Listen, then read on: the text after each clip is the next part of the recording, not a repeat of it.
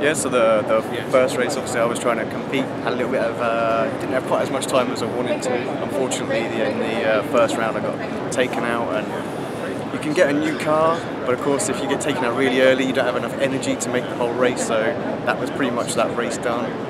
Fortunately, work commitments kicked into full gear, and yeah, so I'm just really here supporting the guys and having a lot of fun. Who do you think is going to win?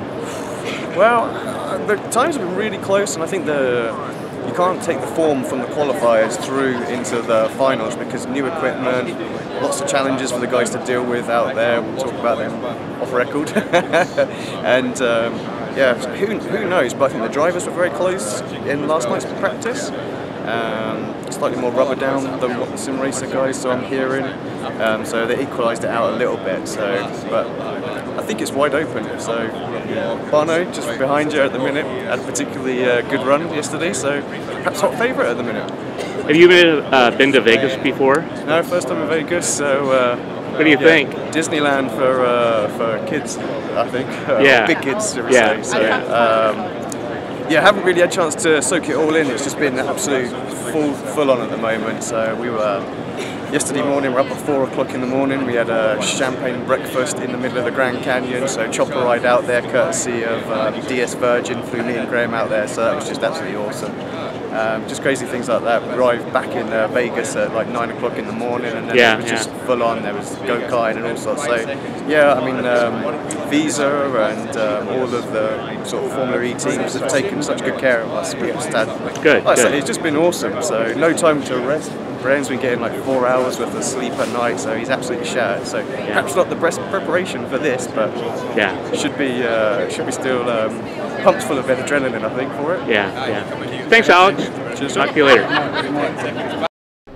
I'm here at CES with Alex of Apex Racing, and he actually is here with 2 of the drivers in the Visa Vegas E-Race. How you doing today? Yeah, I'm good, thanks, Sean. Pleasure to be here. Yeah, this is the biggest event that I've ever been a part of or watched in sim racing. Initially, what's your thoughts on something of this scale? It's just amazing. I mean, just look at it. We're in Vegas, CES show. I mean, this place is just massive. The Venetian is just wow. And yeah, I mean, look at what these guys are going to be competing in. An absolutely fantastic stage. Prize money is just mind-blowing. So, you know, I'm gutted not to be here driving myself. I've got to put that in there, but just extremely ecstatic. There's a couple of Apex guys up there. Yeah. Now, I've had a little trouble talking to any drivers because everybody seems to be on, I'll say it, they don't say it, but it seems like everybody's a little nervous, a little on edge, a lot going on. What is your experience? I mean, you got to talk to these guys a little more directly. What do you think is going through most of their minds at this point? Yeah, I think nerves are probably starting to kick in now. Free practice is done and dusted, so next up it's qualifying. So I think these guys got a lot of PR commitments as well. All of the teams that they've been assigned to are obviously doing a lot of PR with them, so that's keeping them a little bit more on edge as well. But I think once qualifying kicks in, the nerves are really going to be there. Only 2 laps of qualifying. So yeah, for the biggest race of their life. So there's a Super Pole as well that could be, so that's going to be 1 lap for the top 5. So I think it's fair to say they've probably never felt as nervous as they ever have done. Absolutely. Now, coming here, I honestly have to say that I thought the sim racers would just be the top 10, end of story. And I guess I didn't really think about the way the event was going to play out. From the sounds of it, or the way things are looking out, we have a pretty good fight going on between. There's no way to pick a winner at this point. What do you think? No, I mean, I think the performance of the real drivers has surprised a lot of the sim racing crew. Certainly the formats help them somewhat, so obviously restricted practice, so obviously we're used to having unlimited testing on sort of the same track conditions, fine-tuning setups. We have a home configuration that you're used to. Of course, it's completely alien rig, wheel, pedals, TV that they're using, so they've obviously got to get used to that, as well as obviously get used to a brand new track. Obviously drivers very used to learning new tracks, especially the Formula E lads, because their schedule's changing all the time. They're always bringing in new events, so they're kind of used to that. I think the track as well is a bit of an equalizer. It's not like a traditional Formula E track with tight, really twisty chicanes. They're actually quite technical, where I think the sim racer would probably excel. This is a lot more fast and flowing, so it really is a bit of a leveler for those guys. They were, I think the real life drivers have been studying what the sim racers are doing as well. We were meant to have a closed practice yesterday, but the real drivers were literally right behind him, glued, watching. But initially it was going to be broadcasted in the Formula E club, but they're like, no, it can't be done. And so they run out here and started watching. So a little cheating going on. So do you think that, looking at the way this is playing out, getting that extra practice that sim racers are accustomed to is something that really takes sim racing away from the same path as real motorsport?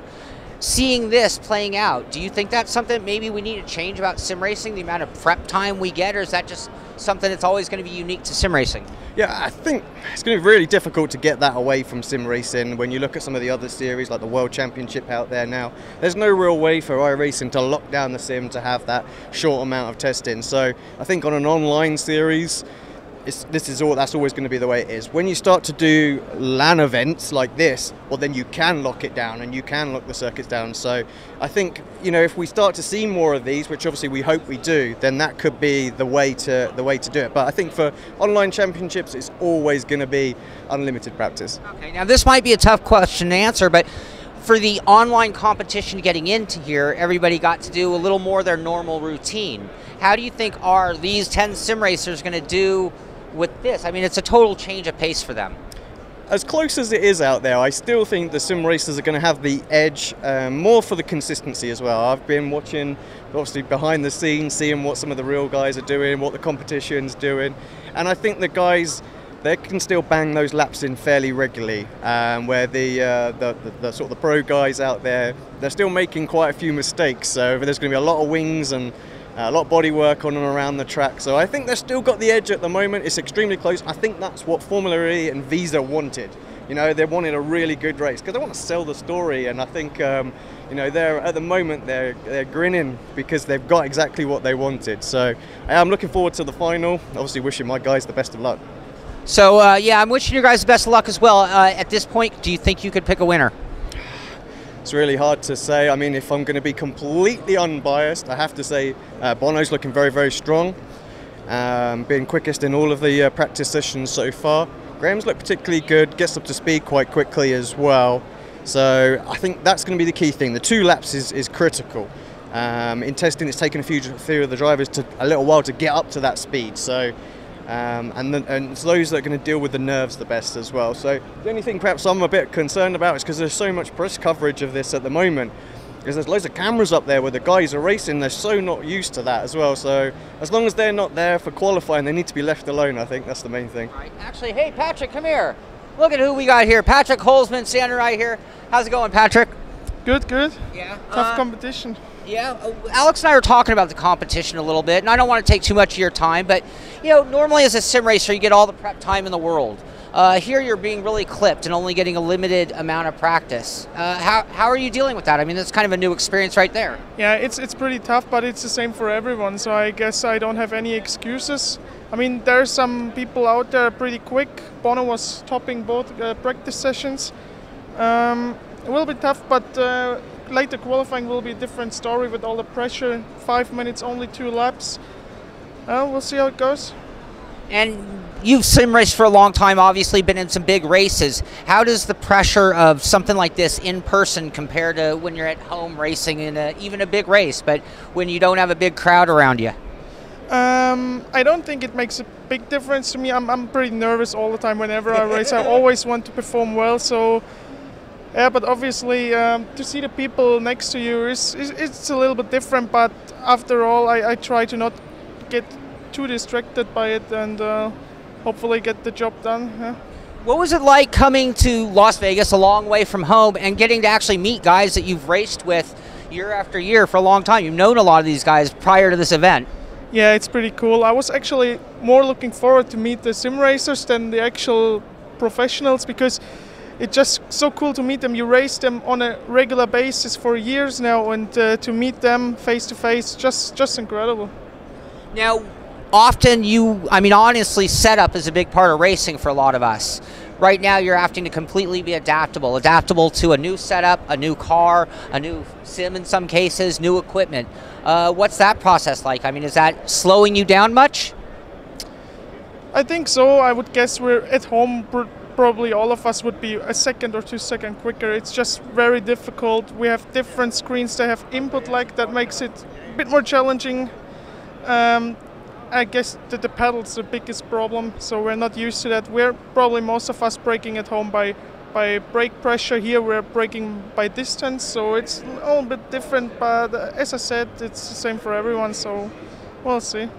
Okay, and so what do you think is going to play out when you're looking at these pro guys who I thought were going to be a little bit slower, but under the circumstances it seems to have evened out the playing field? How do you think the sim racers are doing versus the pros, or the pros doing versus the sim racers? I was pretty sure before that we will smash them, but they're doing pretty good, at least 2 or 3 of them. Will be interesting to see. Of course, they're dealing with the pressure much better than us. They're used to it, so it will be probably pretty difficult against them in a 2-lap shootout in qualifying. I can't rule them out. They're in the mix, and they have a good chance to even win it. Yeah. Okay.